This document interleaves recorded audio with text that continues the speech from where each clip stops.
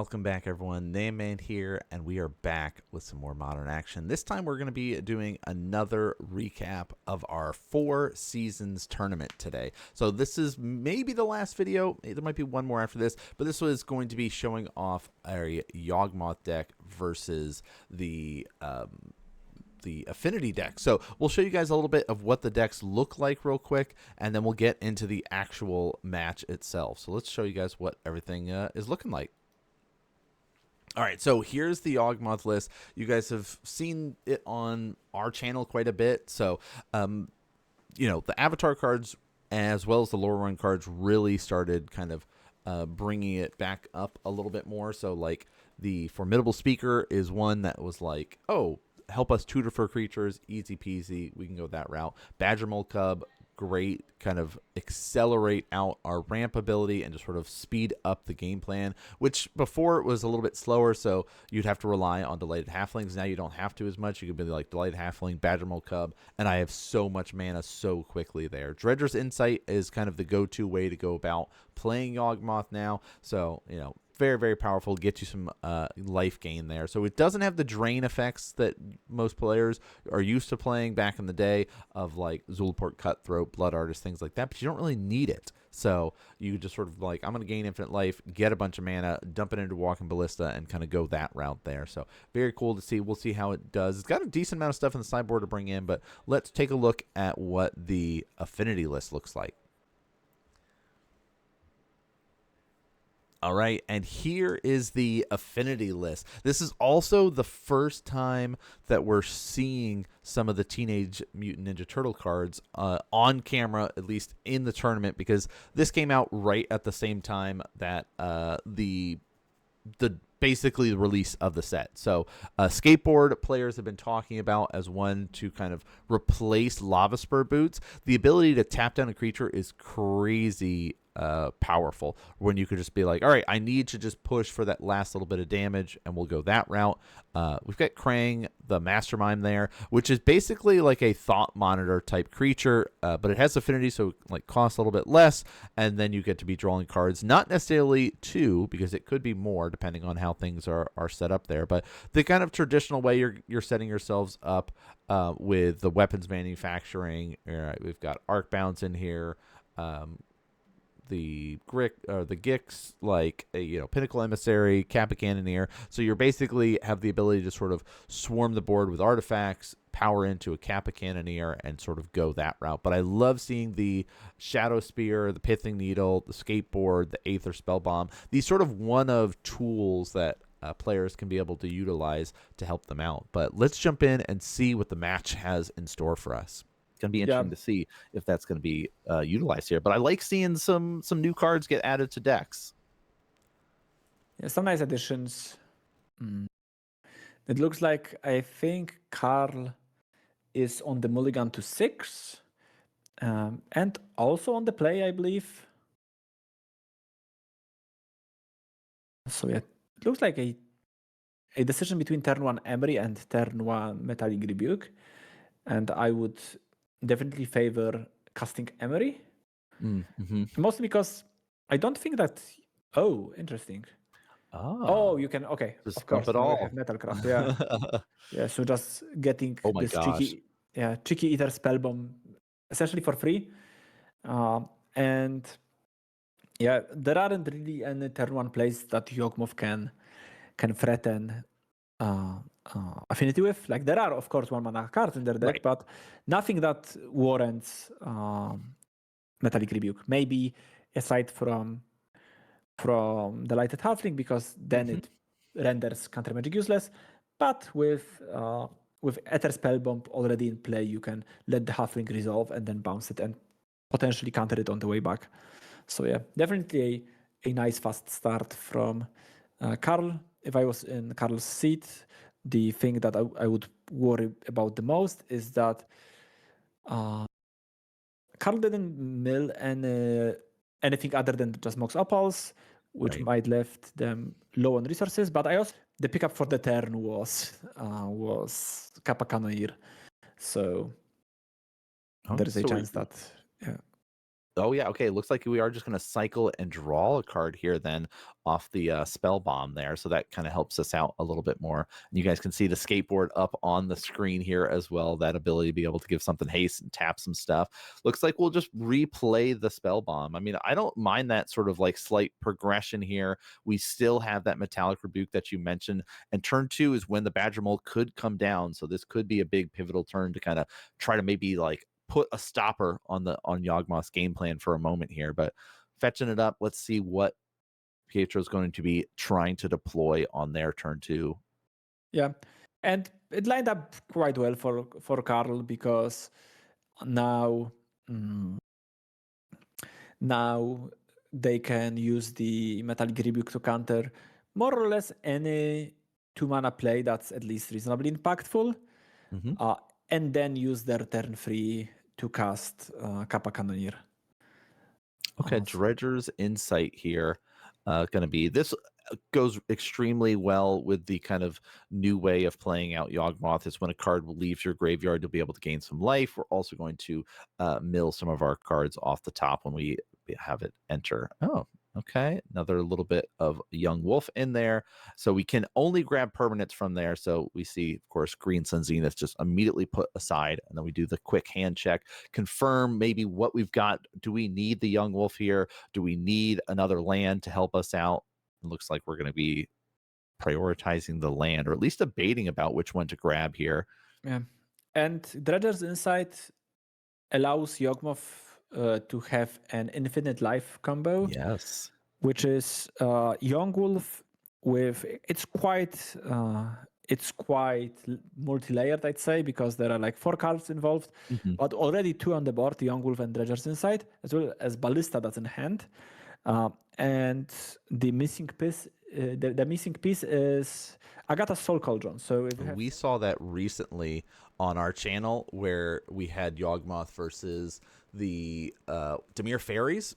So that was another one where it was just like ping, kills itself, be able to come back from the graveyard with the Undying, and then it's like gets the +1 counter. You're going to remove that +1 counter using Agatha's Soul Cauldron's ability to basically turn it into a walking ballista, shoot itself, kill it, boom, boom, boom, gain infinite life. So that's, very nice to be able to do. I like that sort of line that players can go for now.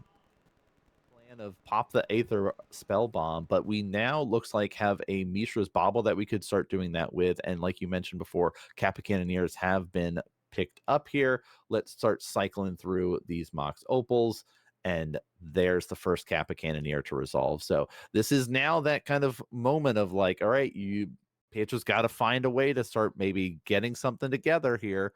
Looking like you mentioned, does have some tools to help him toward that infinite life, but not all of them are available yet. And we do see kind of a setup turn here. We're fine if the Walking Ballista is in the graveyard because of things like Agatha's Soul Cauldron. So we're going to grab a second Dredger's Insight here.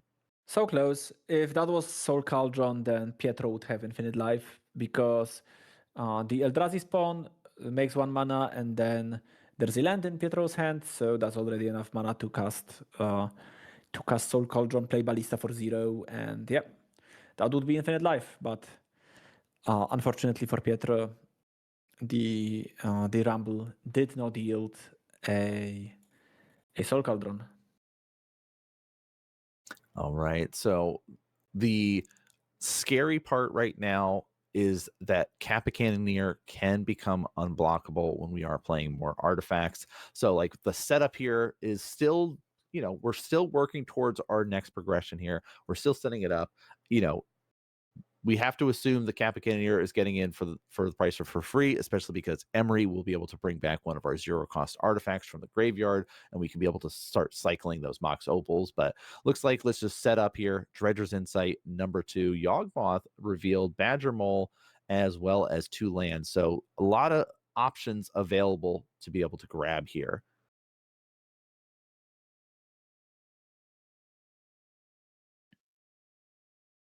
All right, in the tank a little bit of what to grab. Looks like,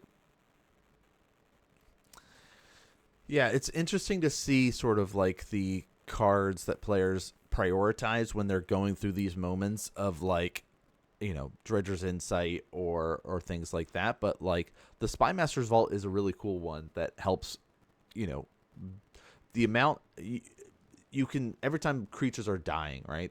Like you can just start being able to connive through, being like, oh, I sit here and can just go through basically a big chunk of my deck because I've done this loop with the Yawgmoth and stuff.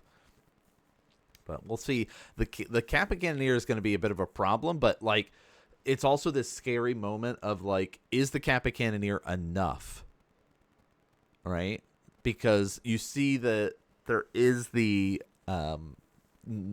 what is that, spell bomb here, so we can be able to like think about, all right, we want to maybe try to set up to clear up some of the tools that are available, like Dredger's Insight. But yeah, you see just sort of like how, or there's the Aether Spellbomb option. So I like this sort of like debate on which way we can go this turn here. But I don't know. I like the Affinity deck a lot. I like the Yawgmoth updated deck. I still haven't updated mine yet. It's still in that mode of like old school. I need to get the Badger Mold Clothes, but I haven't pulled the trigger on them yet. So, but yeah, definitely a little bit of in the tank for both these players as they're going through, because of the ways that we can bounce things, draw cards with it. We've got a lot of tools, but it's also, we have other things we can do here, like the Engineered Explosive, being able to kind of blow up like Dredger's Insights and stuff like that is very tempting at the moment here. You can see this sort of like mathing right at the moment of how we're kind of going through it. Okay, if I do this, if I set this up, right, and just sort of counting out, okay, also this will get 2 extra counters.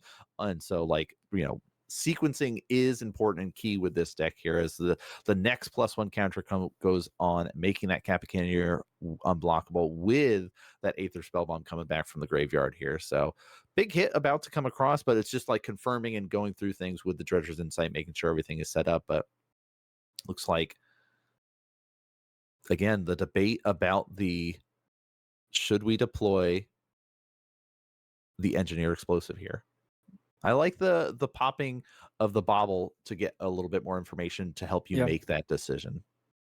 Yeah, and there is an argument to play another Kappa this turn if you are like concerned about Dredger's Insight just gaining enough life to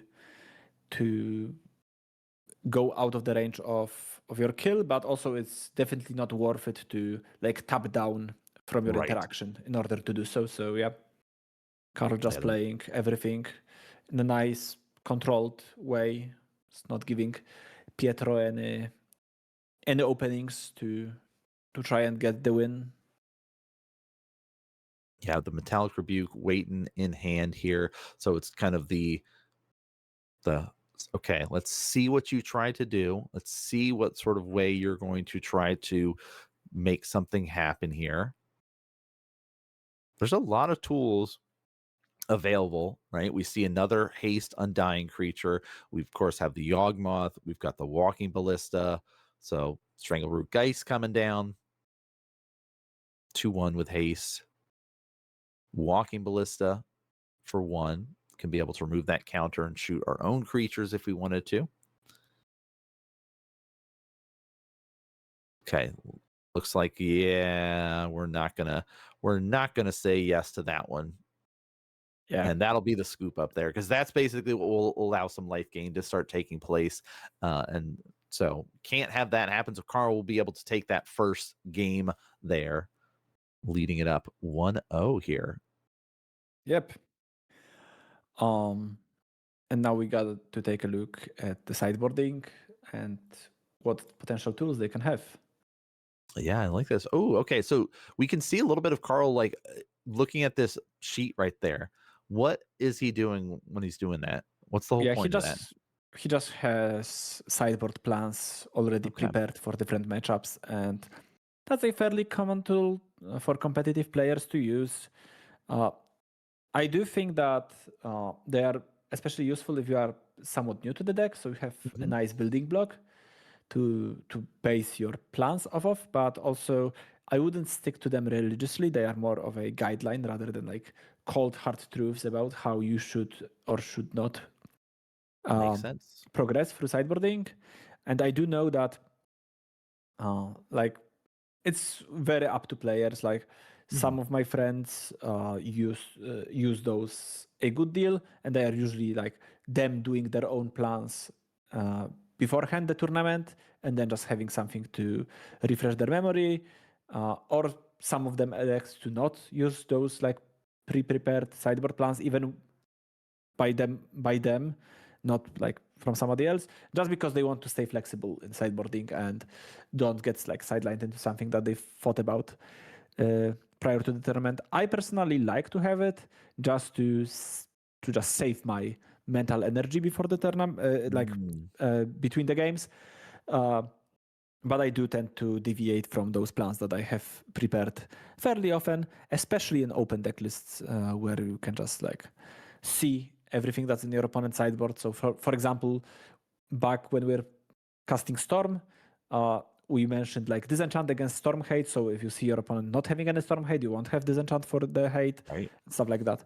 But in the match that we are currently covering, Indrek gave some really good insight there about sideboard guides and why they might be important for 60 card formats and how much it makes a difference, because it really is such a different gameplay when you are playing like a best of 3, best of 5, when you get access to sideboards and see how it starts to like change up the matchup. We're not going to spend as much time in the sideboard phase for this video. We're going to just kind of jump right into game number 2 here. We're interrupting our gameplay to let you know about our new affiliate with NerdGear.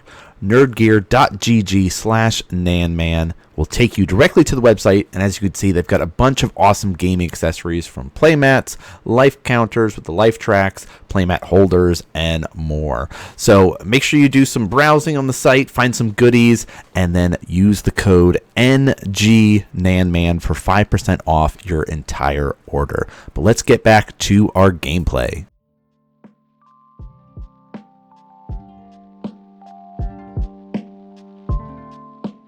way, but I would expect some extra removal spell probably. Whip Flare Yeah, I feel seems, like yeah. the whip flare would make, like, I could see that, especially against some of the like the Badger Mole stuff, if they start really accelerating out and maybe try to like Exactly. reset them that way. That would make sense. Oh, you mentioned it. The bobble on turn 1 is Yeah. real. That could, definitely hamper Carl quite a bit here, Yeah. depending on how their hand is set up for sure. I think there are 3 0 mana spells in Carl's hand. Oh, dang. There's Okay. definitely explosives, Tormod script, and I think there's another Tormod script with a different art. Wow. Or a Mishra's Right. Bubble, maybe. Yeah. And we see Whip Flare drawn for the turn for Carl. So yeah. So both players kind of showing us a little bit of the sideboard options that they got. Engineered very for nice. one, that Yeah. works. It So is a talk to us a little bit about that. Like, we've got this kind of sunburst mechanic here, letting us be able to pump some mana into engineered explosives. So what does that actually do for us here? Yeah, so it's close to what we have in Lorwyn now. There's a vivid mechanic that cares about colors, and it's not exactly that. We also had many different versions of the mechanic over the years. We had Sunburst, then we had Converge in Battle for Zendikar. Basically, explosives cost X to cast, which is usually 0 in this deck, but it also can be cast for like any amount of mana, and it enters with 1 counter for each color of mana used to cast it. And then it has an activated ability of 2 sacrifice explosives and destroy every non-land permanent with the same mana cost as the number of counters. So now it's like I've mentioned that Carl's hand was a 0, like 3 0 drops, but one of them was in fact engineered explosives that can deal with the bubble, thus unlocking the rest of Carl's hand. And it's very nice because these explosives on 1 also stops Pietro from developing those Delighted halflings. halflings. Yeah, I was going to say, you could see Two 2 delighted halflings halflings. in Man. Pietro's hand, and I think Pietro mulliganed quite heavily because unless the cards are like stacked together again, I think Pietro has 3 cards in hand. I think you're right. I think Agnes' Soul Cauldron and 2 of those halflings here, but Yeah. looks like we were able to pull off and try to go for this Dredger's Insight here, but with the shocking in that Carl did, this is also kind of leaning in that looks like we probably have interaction that we could potentially use here. Yeah, or just just pop our explosives in order to unlock the rest of our hand. And I think Pietro mulliganed to 6 cards, if I'm not mistaken. Maybe 5. Yeah, I think 5 because it's Pietro's turn 3. Yeah, I think it was 5 cards for Pietro. So yeah.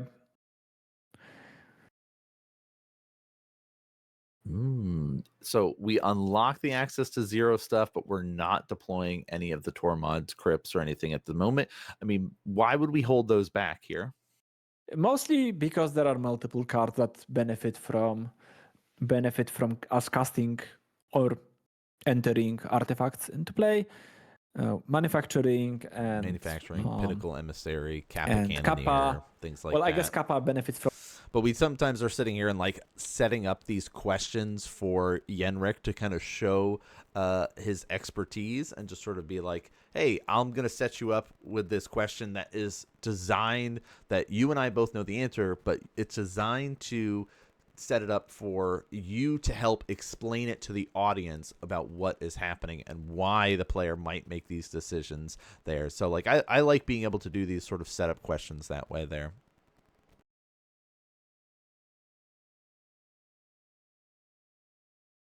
Metallic Rebuke already was available, so it's a nice disciplined play from Carl. I think just not autopiloting through things and just playing it because you can. Just being mindful about his strategy and yeah. And I think that also speaks to like the reps the players have too with playing and kind of being patient and being like, oh my gosh, this is free, I should just dump it and stuff like that. But like, no, there's, like you said, there's a lot of cards and a lot of tools that benefit from holding back a little bit from some of these. So looks like Delighted Halfling just gonna poke in here, and Agatha's Agatha's gonna be casting. Yeah. So we don't have any walking ballistas or anything in the graveyard at the moment, but we do have access to a Delighted Halfling. So we could grow our own Delighted Halfling, which then could turn any other creatures that have +1 counters into a mana dork. Wow, we have all the Delighteds apparently. Yeah. And Soul Cauldron is nice in that it gets to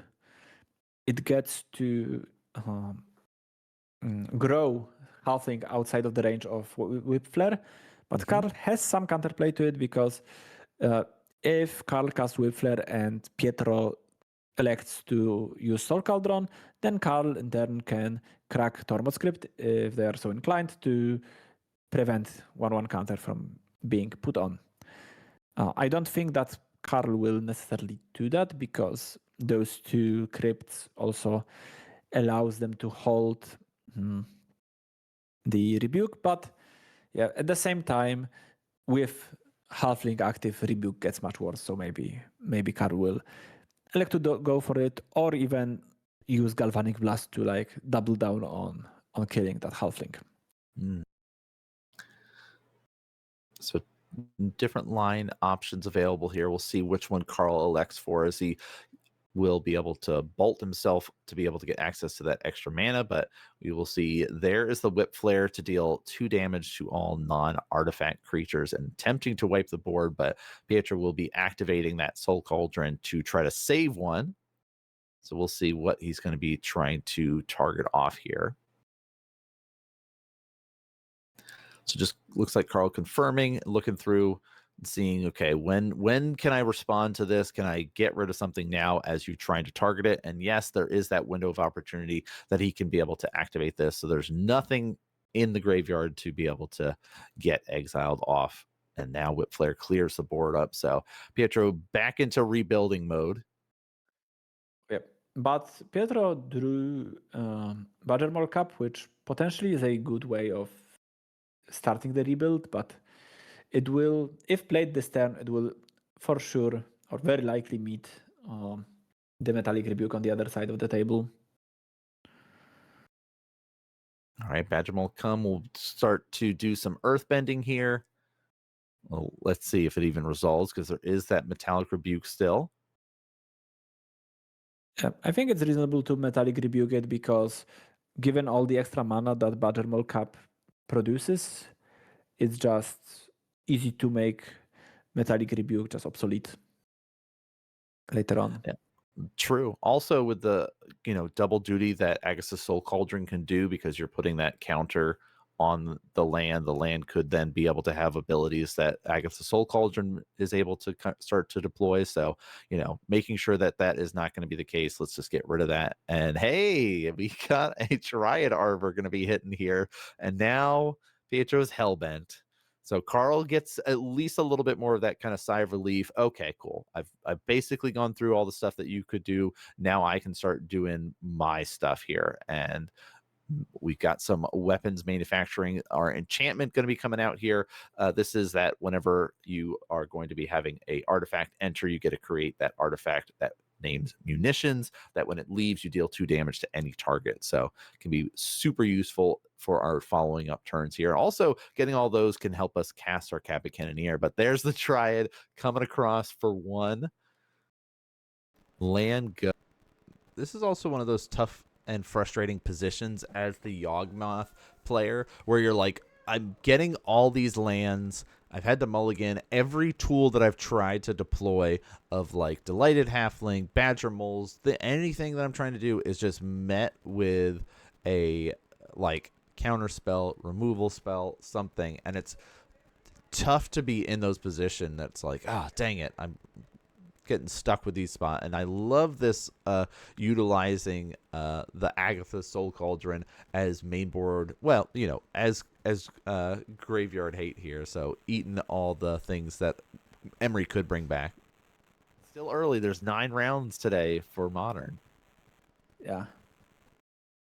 Yeah, we were talking about the seeing the skateboard for All the right, so first what time. can Pietro do? What's he looking for at this moment in time? He's got Dredger's Insight, he's got Agatha's Soul Cauldron, but he doesn't really have much other tools. So what sort of pathway can he go to get to the next stage?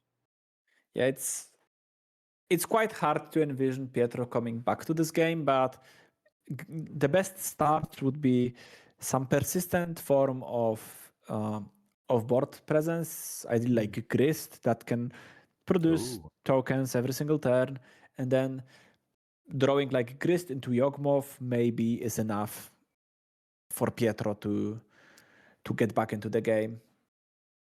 But yeah, between this Galvanic Blast in Carl's hand and the ability to replay stuff with Emery and keeping Pietro's graveyard in check with the Tormod script, it might be rather difficult to get back into the game.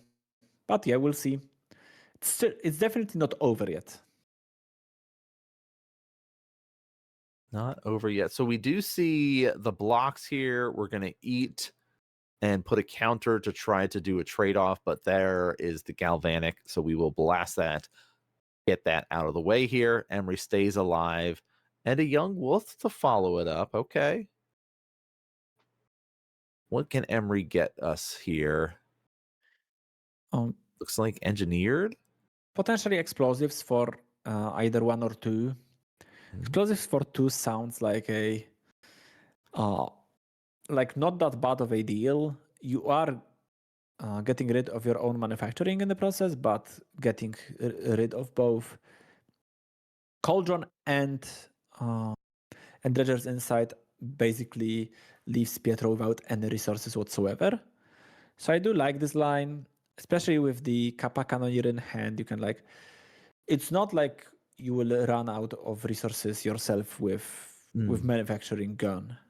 It's just, I think at this point, the biggest objective, the most important objective for Karl is to prevent Pietro from winning the game or finding the way to come back to the game. And this defensive 2 mana explosives, I think, are a pretty good way of achieving that. So yeah, once again, a fairly heads up play, I think, from Karl. Yeah, I think things have been going pretty well for Carl this match for sure, navigating through things. Pietro doing best to try to do basically a lot of rebuilding this time. And there's the engineer popping. Let's blow everything else up and basically take away any legs. Oh my gosh, is that another forest? Ooh, take away anything that Pietro might be able Yeah. to do to kind of help stay in this position here and in this game. But it's like clear the pathway, set up for the Kappa that could be following it up. And, very, very tough spot to be as a Yawgmoth player when you just keep having your tools stripped away from you every single turn, it feels like. Oh, definitely. Yawgmoth going to poke in again, though. But the little bit of chip damage is not really kind of where you want to be with this deck. And Urza Saga.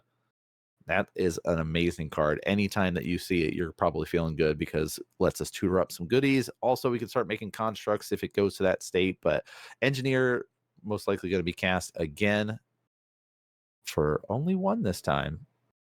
Yeah, and I think right now, once again, Carl's job is to just disrupt Pietro for long enough for the Urza Saga to churn out 2 tokens and start going to town on Pietro's life total.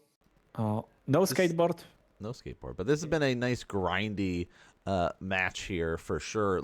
It's been very interesting to see the navigation that Carl's been going to, just sort of very slow, methodical, setting himself up for success here. Just okay, let's just sort of piece by piece get to this position where Pietro has kind of been stuck of uphill climb to try to get back into this every little bit. And they're just confirming the mana and how much boom, boom, boom, because Kappa is on his way down.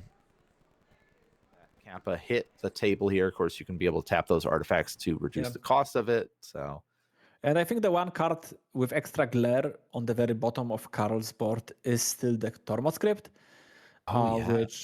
which is untapped and ready.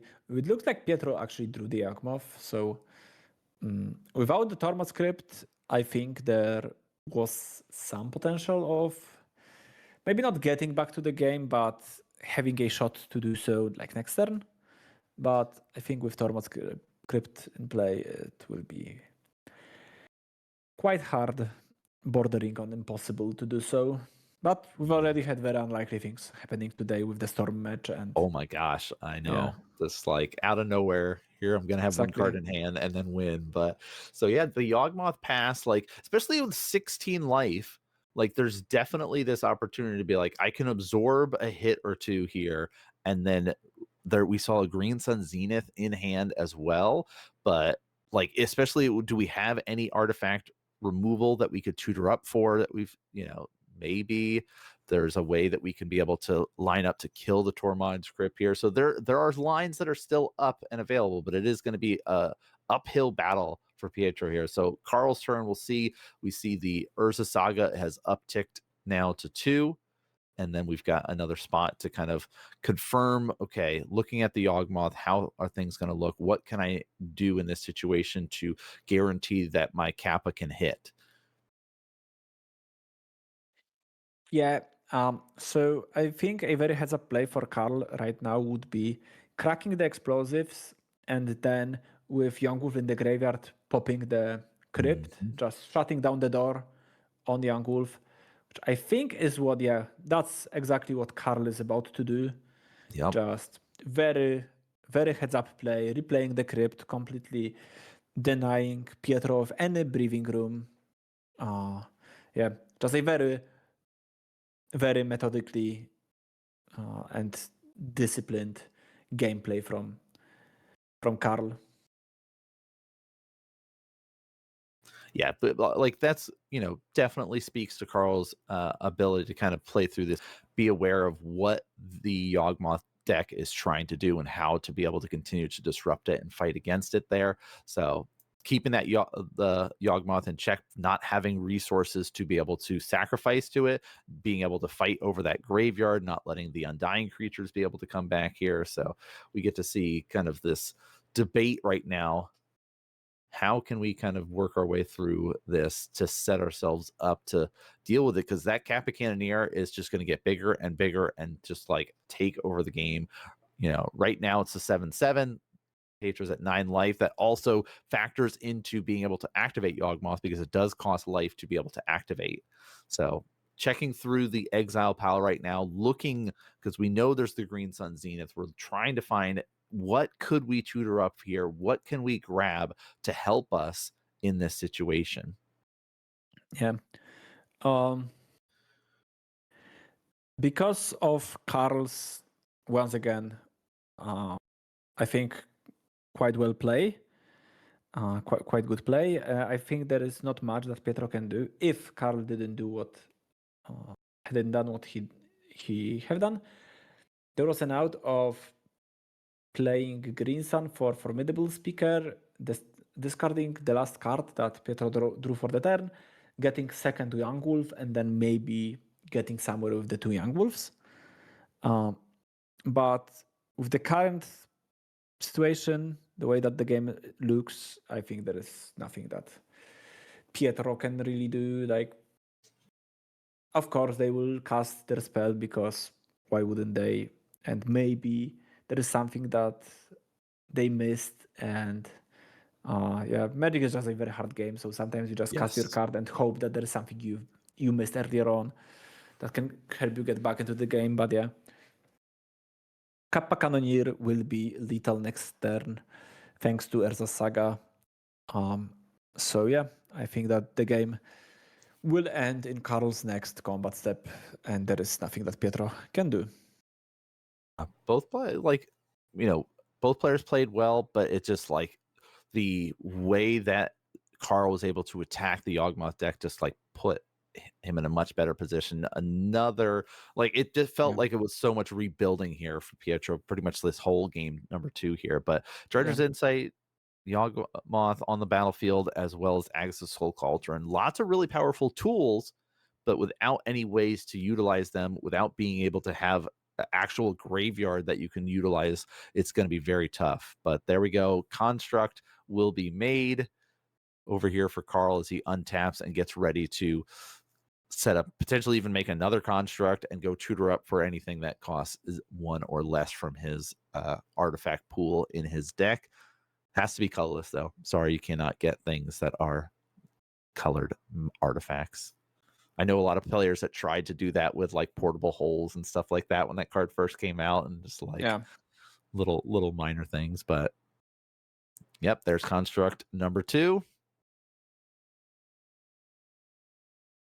And they're confirming about, and it's like, whether it's a non-token. But no. I think what Pietro was trying to check is whether Kappa triggers on tokens as well, because for example, munitions does not, or manufacturing.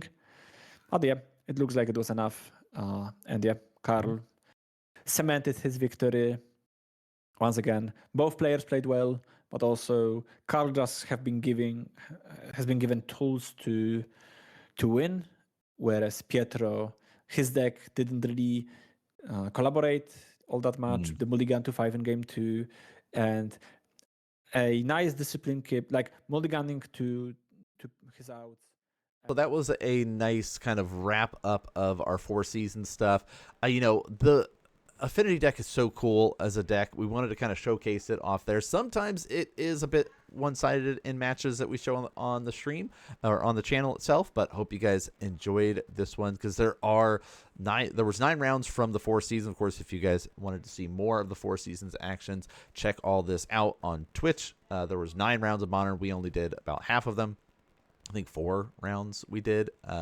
So yeah, definitely a awesome day of Magic there. There was also Legacy content you guys could check out, but we wanted to do kind of a little behind the scenes commentary of a commentary thing there. But we've got lots of other games to be able to check out on the channel, so make sure you guys are following along and checking out more of that content there. But that's going to do it for us.